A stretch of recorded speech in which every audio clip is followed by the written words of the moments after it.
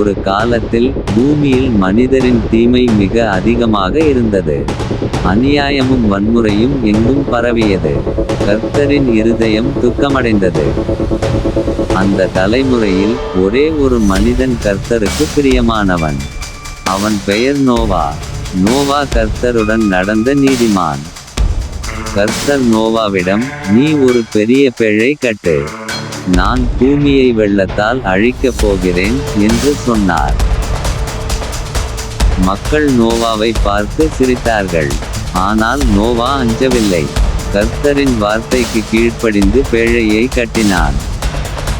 மிருகங்கள் இரண்டிரண்டாக பேழைக்குள் வந்தன. வானம் திறந்து மழை பெய்யத் தொடங்கியது. பூமி முழுவதும் வெள்ளத்தில் மூழ்கியது.